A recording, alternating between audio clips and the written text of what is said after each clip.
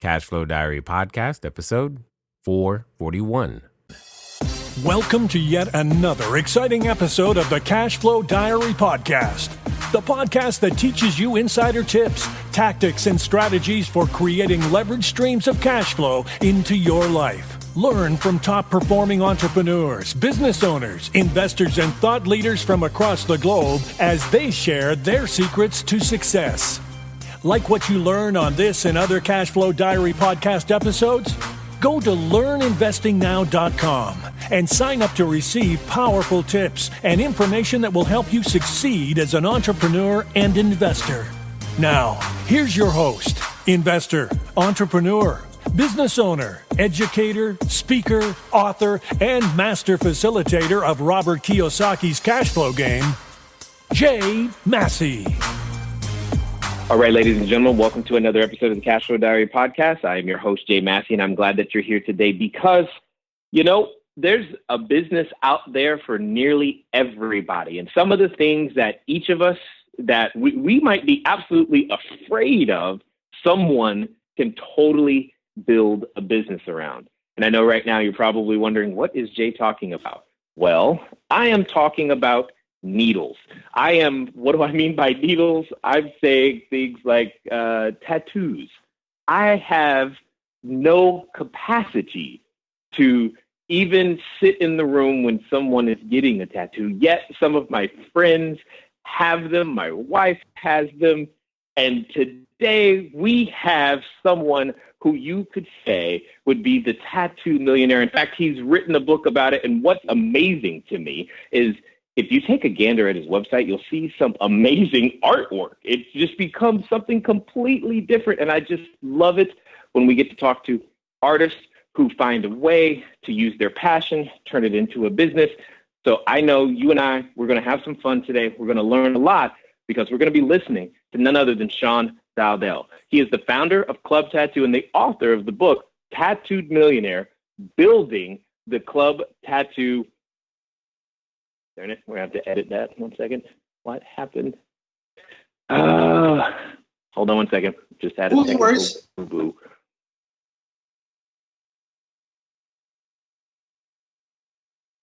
All right. Let's software stuff. Okay, so we are going to pick up right at Dowdell, just so that you know. Here we go. I have with me today none other than Dowdell. He is the founder of Club Tattoo and the author of Tattooed Millionaire, Building the Club Tattoo Empire. What does that mean? How does that happen? I don't know about you guys. Here's what I know.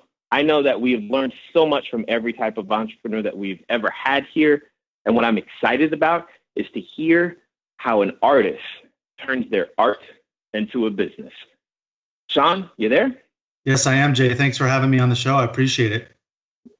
I'm glad that you are here, sir. You work in a very unique space that honestly causes me all kinds of anxiety just when I think about it, because I just couldn't do what you do, man, to be honest. It's really hard. Well, but I'm glad you do it. And go ahead. I said it's not for everybody. I understand that. Yeah, I get that. So this being your first time here, I got to ask you the same question that I tend to ask everybody. You ready? Sure. All right. I tend to look at today's entrepreneurs a lot like yesterday's superheroes. Batman, Robin, Wonder Woman, etc. Because I think entrepreneurs and superheroes have a ton of things in common. Chief among them is the fact that as an entrepreneur, occasionally I can envision myself flying around town, maybe even getting dressed up, wearing capes and tights, saving our customers from themselves in various different forms. Also, like a superhero, an entrepreneur has a beginning. So if you think about a superhero, say, it was just a kid going to school, trying to get good grades, taking some photos, making sure he had some pizza money, maybe take a girl out on a date or so. And that's kind of all he was doing until one day he gets bit by the spider. He discovers, oh my gosh, I have a special ability. And then he has to decide, what am I going to do with this? Am I going to use it for good or evil? So my question to you, sir, is before the amazing artwork, before you picked up, your ink, before the book, before Club Tattoo, before everything that we know you for today, what we want to know is, who is Sean Dowdell? Okay, that's a good question. So I am an entrepreneur that started in an industry back in the mid-90s, 1995 to be exact. I was born and raised a very low-end, middle-class, blue-collar family, had very little money, but I wouldn't say we were super poor, but we were poor enough to know we didn't have extra money. Grew up, was not a stellar student in high school. I was an accelerated student early on in my elementary and pre-high school, and then lost interest in high school and did really poorly. Graduated with a 1.81 average, which is like a C-D average in high school. It's horrible. I just wasn't interested. And then I made it to college. I started studying philosophy, and then all of a sudden became a very good student and found a lot of interest in college. While I was in college, I started playing in the music industry and found a passion for playing drums and created a band. And through the music industry, I really started to develop an entrepreneurial talent of promoting the band and learning how to make money with the band. The band was called Gray Days, and we put out several records. We did a couple of record deals, and the band became quite well known. And the lead singer actually ended up leaving our band in 1999 and became the lead singer for Linkin Park. And he was my very close friend and business partner up until he passed just a few months ago. His name was Chester Bennington. But in the mid-90s, when we were playing in the music industry, I learned how to leverage the fame that the band was getting. And me and the bass player decided to open up a tattoo shop while we were on the road touring with the band. The band was making money, but us personally, we were not making money. So we needed to figure out a way to make money while we were on the road with the band, so we didn't come home to just a ton of bills and bankruptcy, basically.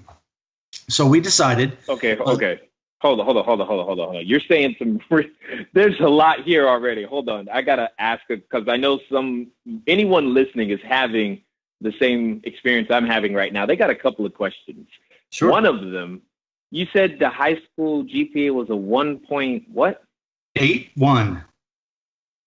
And you still went to college. I find that to be an interesting decision in and of itself. Yeah. So I lived with my parents. My parents didn't have any money. I had gotten in a really bad car accident when I was 17, missed the entire year of my senior high school year, had to learn how to walk again. I received a pretty handsome insurance settlement from that. And with that money, I was able to put myself through community college, Paradise Valley Community College, for 2 years. And then I transferred to ASU. Of course, I had to test into all that because there was absolutely no scholarship and there was no colleges knocking on my door to come to them. So it was an uphill climb, but I did it. But hold on. You're missing the point I'm making is the fact you said you lost interest at school, but yet you made an even bigger decision. You had every excuse to not go, but yet you still decided to go.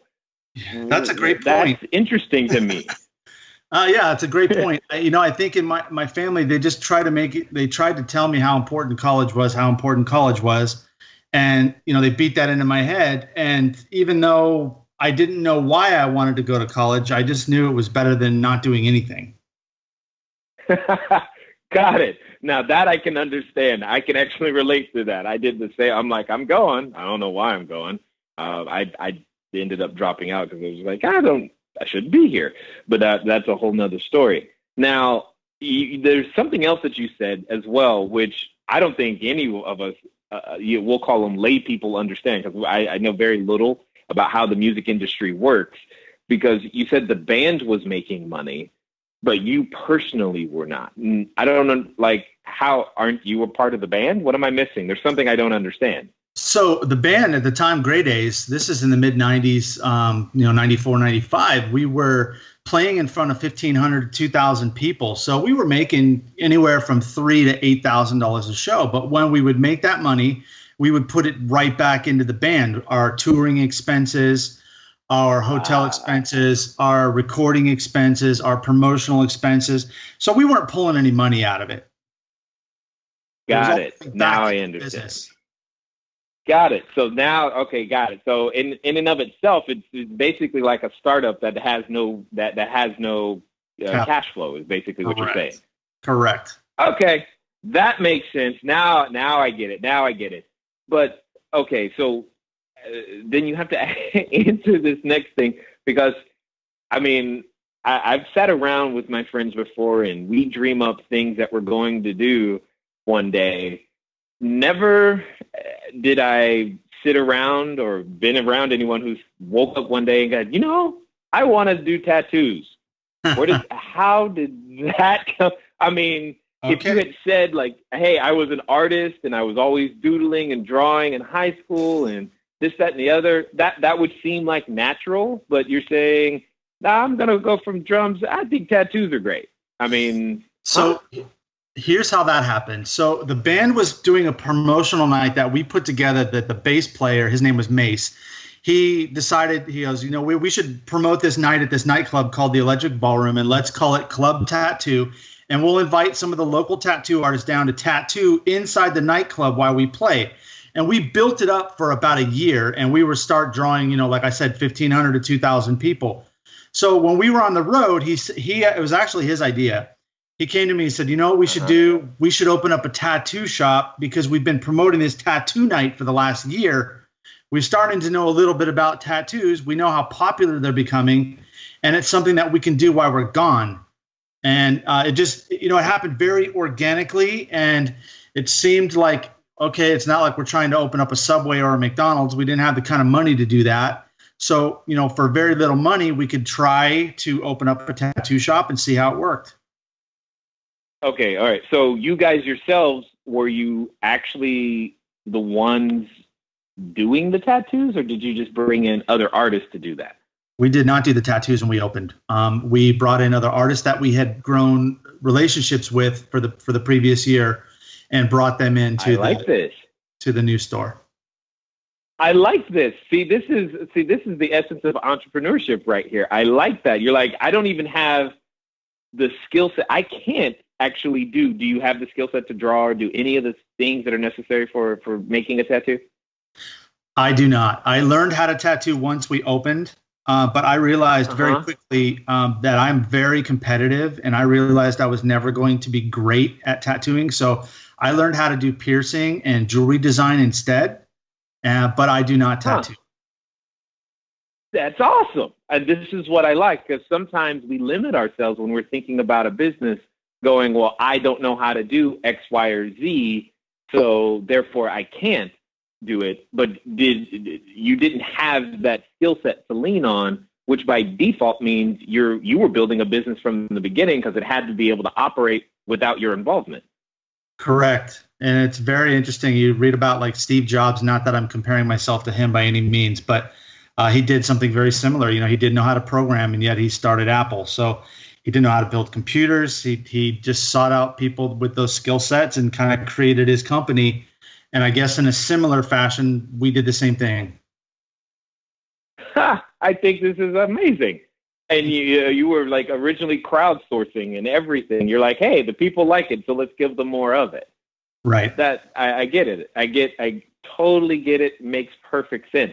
So what was that like, you know, finding the artist, putting it, building it, bringing it all together and making it happen? So originally the bass player and I were going to be partners in the studio together. We were both supposed to put up about $8,000 each. He got a loan from his father. He was very irresponsible and went out and bought a new Harley with the money rather than put it into the company. So we started off very crippled. I put my money into the business like I said I was going to. He did not. So needless to say, our business partnership only lasted about 2 or 3 months before I had to buy him out and just remove him from the equation, because he was crippling us on many fronts. Still friends of mine, and then we played in the band for years after that. But as business partners, we were not meant to be together. So I went alone on that one. And as far as finding the talent, that was the easy part because we had made so many relationships from promoting the night. Running the business, however, was the big challenge in the beginning because, I was a 21-year-old kid and I was still in college. And, you said that you had dropped out of college. I was in my senior year at Arizona State University with only 6 credits left to go to get my BA. And I ended up having to drop out as well. Just due to time constraints, I was still waiting tables at a restaurant to supplement my income. I was still touring in my band. And I had just opened up a business and I was trying to go to school.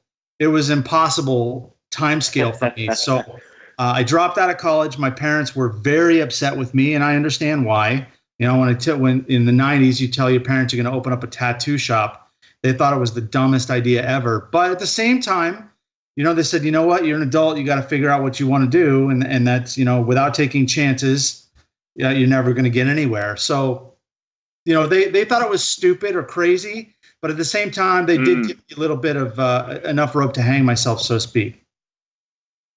That's good. That's good because not having that support structure, especially when you're doing something that could be considered different, is absolutely necessary and important. So tell us, how do we go from 21-year-old you to writing a book? There's definitely lots in there. Like, why write the book? What on earth are you hoping to communicate for writing the book? I mean, what has the whole world of owning Club Tattoo been for you? So I think I've been a disruptor in my industry, and I wrote the book originally just as kind of a self-memoir of how I got to where I'm at and the journey along the way of entrepreneurialism. I ended up getting a publishing deal, which I did not expect, and now it's kind of culminated in something completely different and bigger. I originally just wanted to tell my stories and maybe self-publish a few hundred books and sell them through the stores and people who kind of know who I am. Through the music world and then through the tattoo industry and piercing industry, of course. But it kind of culminated in something bigger, like I said. What the book kind of is about is I talk about, what we talked about at the beginning, how I grew up, how I went to college, how I spent time in the music industry, and how I started Club Tattoo. But then it goes into me leaving the band and how the band broke up and how Chester went on to his mega fame that he endured with Linkin Park and how we stayed friends and then eventually became business partners in Club Tattoo again. And my wife was a big part of my journey. Only after a couple of years of having Club Tattoo and running that, she came into the business as a partner with me. And we really exploded from just being a tattoo shop to becoming an icon in the tattoo and piercing industry, where we were really cutting edge and developing systems and business models that had never existed within the tattoo and piercing industry before. And eventually we became, 2 and 3 store locations, then 4, then 5, then 6, then 7. And it just kind of grew into a, $30 million company over the next 15 years. And, currently the company does just under 10 million annually. And there's not really a global tattoo and piercing brand like Club Tattoo. So we've really innovated and disrupted the industry. And that's really where the book goes. And then I talk about failure and how to deal with failure and how to understand why you failed, how not to do it again, how to learn from it, and to really call it what it is. One of the things that bothers me. Whoa. Hold on. You did it again. You keep doing this. You keep dropping so many great things all in one sentence. And I'm just like, no. I gotta ask some questions real fast.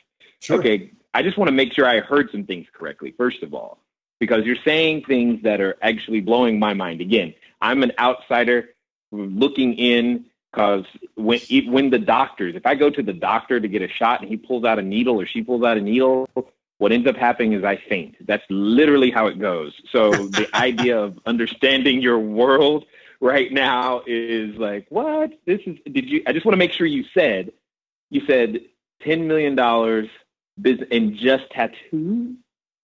Seriously? Hello there, entrepreneur. This is Jay Massey.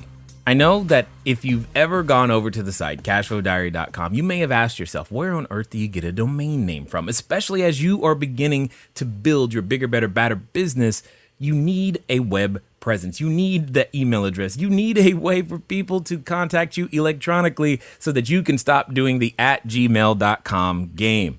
Well, the good folks over at GoDaddy have definitely supplied us with every domain that we have ever used. So what I want you to do is I want you to go over to trygodaddy.com/CashFlowDiary. Again, that's trygodaddy.com/CashFlowDiary, because it's a quick way for you to get set up to capture your domain name the exact way that you want it. They got easy search functions, and most importantly for you is that you'll be up and running today. As I said, once you get started, stay started. Don't let small little obstacles of how to get your own domain name going stop you. So again, go to trygodaddy.com/CashFlowDiary, and let's get back to the rest of the story. Tattoo and piercing and jewelry, and that's annually. Wow. No, I get it. I think that's amazing. And forgive my ignorance, but how much is a tattoo? So they vary all over the place. So what I would say our shop minimum is $100, but that's basically for like a little tiny heart on your wrist or something like that. Most tattoos average about $350 at Club Tattoo. We're above the national average by about 30%. We're a high-end luxury premier brand.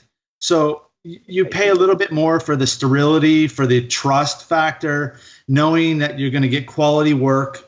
Same with our jewelry. We carry the world's largest selection of gold and diamonds and titanium. So we're a very high-end studio. So our averages are a little bit higher than the national and global averages. Interesting. Okay. Got it. Totally understood. So do you, and just because I want to understand, is this all out of how many locations? We currently have 6 studios, but we're looking to expand 10 more in the next 2 years. Wow. Okay. Awesome. So that's amazing. So then in the process of growing Club Tattoo, you've had to deal with how do you duplicate? You have a great location, like location number 1. You're like, ooh, this is going well, so let's go to location number 2. But then you have that growth process where you go through systems aren't quite working the same, and you've got to figure that out. Is this where some of the concepts and thoughts around failure came in for you? Oh, without a doubt. The systems that we eventually integrated into our actual business model happened quite by accident and actually by necessity. Store number 2 happened out of planning for failure. Our original location was doing very well. I'd never even thought about doing a second store. Back in 2001, the city of Tempe, Arizona, actually fought to get a light rail system put in. It's an above ground train system. And it was basically it was going to be put right in front of our store. So I fought that for about a year, and I ended up losing. Of course, you don't really win fights against the government. And so we had planned, we knew when they started the construction, it was going to last about 3 years. And we knew that it was going to put us out of business because the traffic on the street would have went from, 40,000 cars a day to virtually none. So we went and looked for a second location to hopefully move our first location to.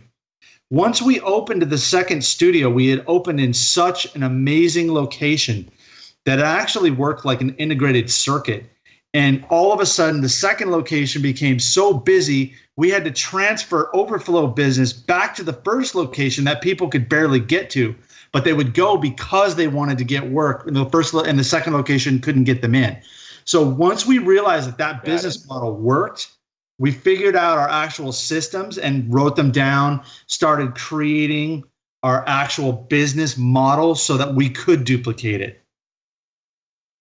I like that because, see, there's a lot of us as entrepreneurs, we feel like we have to, before we even start, we got to write all of those things out. What I'm hearing is we, for lack of a better word, flew by the seat of our pants, figured it out as we went, built the SOPs, standing operating procedures, and what it is that was going to take to be successful, only in response to understanding what our own success even looked like. Because it sounds like you guys You just let your customers tell you, and you took clues from them.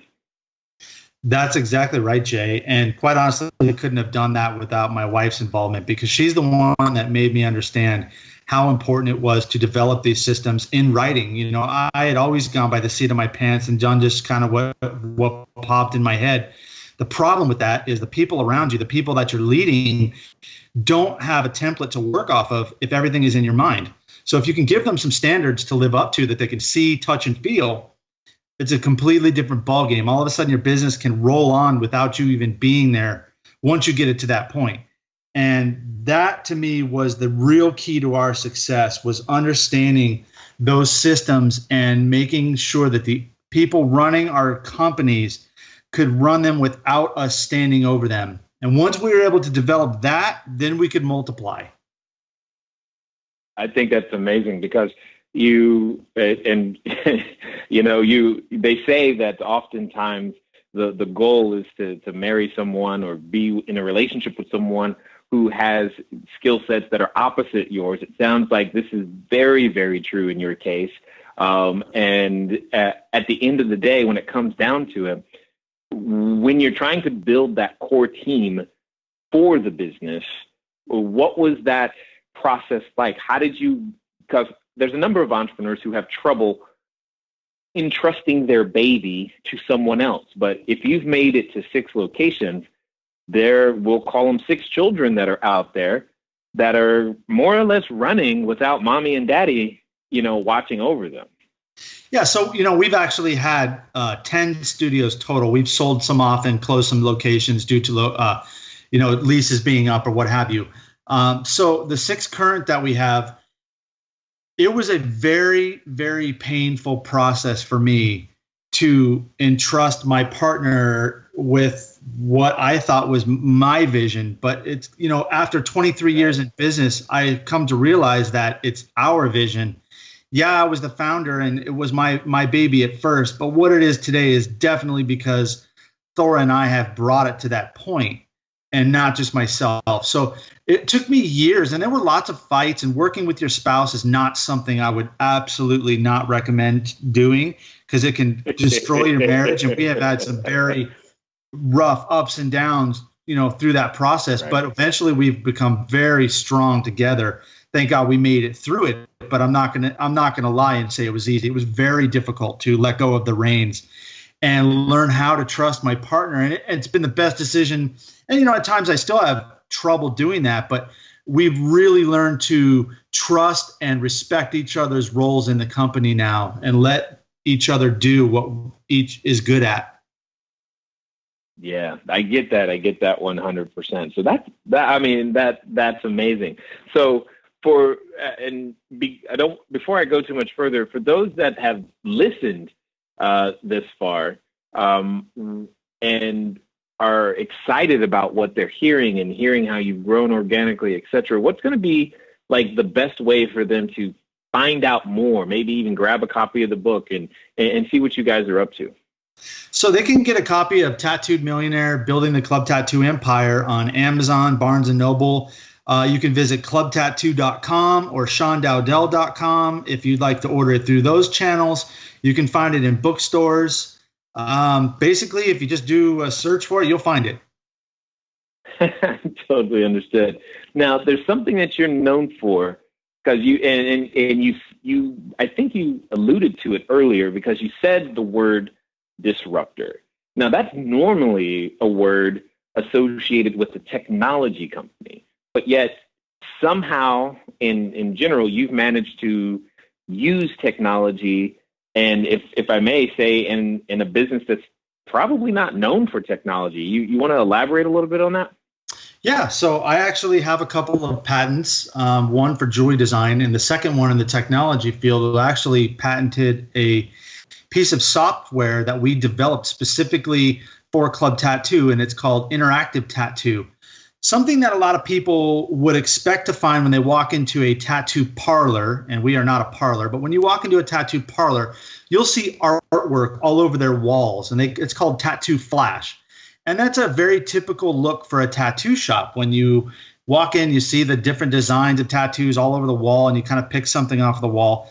We wanted a much more upscale feel. So back in 2006 and 7, I partnered up with a friend of mine named Kristen Davis, and we developed a piece of software that was a touchscreen interface and basically took the Google image model and reverse engineered the way that look and felt to the user, that they could come into our store, see, it would look like a very beautiful salon or upscale, Chanel or Louis Vuitton type atmosphere, very upscale. And there would be touch screens that they could walk up to, and there's like almost like a Ouija board looking alphabet at the top of the screen. So if you were looking for, let's say, flowers, you could hit the letter F, and then all of the predetermined categories for the designs pop out of F. So you have firefighter and flowers and everything that begins with F. You could tap the word flowers, and then all of the images for flowers will pop up and let the user look through the designs in a very linear fashion that was easily accessible for the end user. And it was a home run the moment we put it in the stores. It completely separated and gave us the differentiation we were looking for within the tattoo industry, and it completely disrupted the way now everybody's trying to copy it, but they're realizing it's very expensive to try to create something like that. Well, they say imitation and flattery kind of somehow go together, so that's pretty good. But that does bring up a question. So, just from a business standpoint, if everyone's trying to copy it, why not license it to them?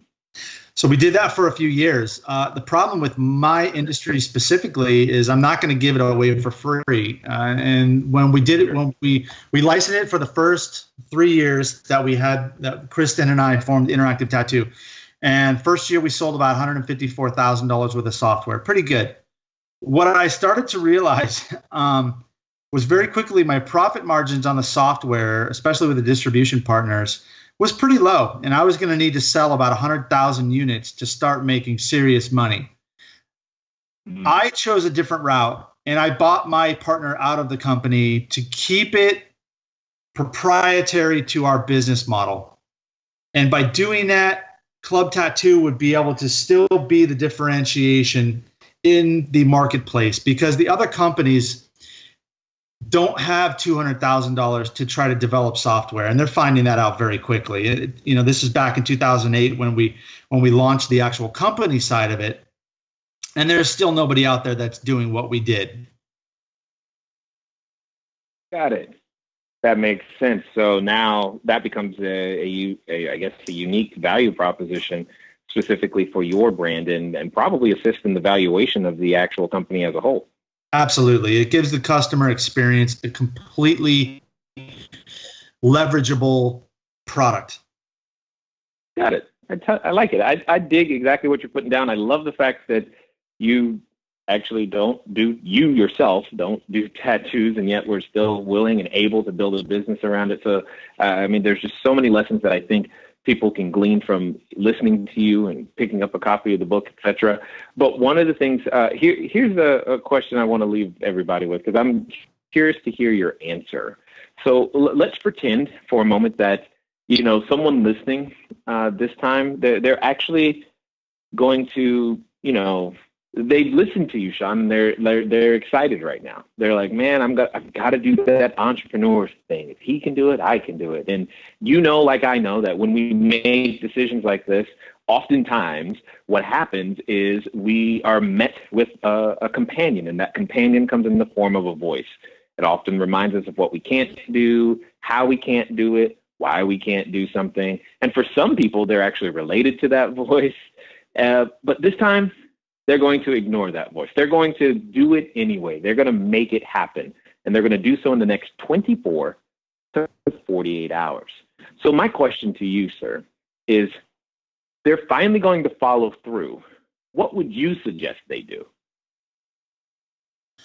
So people ask me this type of question often, and I personally believe that 80% of any success in the business world is related to the first step of just putting something in motion. Even if it's the wrong direction, You can back up and go a different direction. What I hear most is, I'm gonna. And what I think is what needs to happen, when I hear a success story in the making, when I look at someone, I say, this person's going to succeed. It's the I'm doing. It's the actual verb rather than the hope of doing something. So I would say take the first step to whatever it is you want to do. Take the first step and make it happen. And the first step is not thinking about it. The first step is, what is my action plan to make this happen? And I need to take that first step. So do I need to sell my boat to make enough money to go put down on a lease? Or do I need to go and start looking for leases and engage into a contract? And I'm talking that if that's a brick and mortar store they're trying to do. If they're trying to make an invention, how am I going to capitalize this to be able to fund this to happen? That first step is the most important step into becoming a success, because without it, nothing happens. I like it. I like the emphasis on action, and because there is definitely more of that that's absolutely needed and required. I definitely be the first to thank you for taking the time to be who you are, to invest, to go through the struggles, the ups and downs, and honestly being willing to share your wisdom here with us today at the Cashflow Diary. My pleasure, Jay. Thanks for having me on. All right, ladies and gentlemen, you know what time it is. It's time for you to move at the speed of instruction. What does that mean? That means get over to clubtattoo.com. That means go pick up a copy of the book. Ultimately, it means do something. And you just heard him say that. And that's what's amazing, is that, yes, we can be in our head way too much. You can have a great idea. You can have too many I'm-a-gonnas. Well, let's turn some of the things on your to-do list to a to-done list. At the end of the day, ladies and gentlemen, it's been fun talking to you today. I look forward to talking to you soon. Until next time.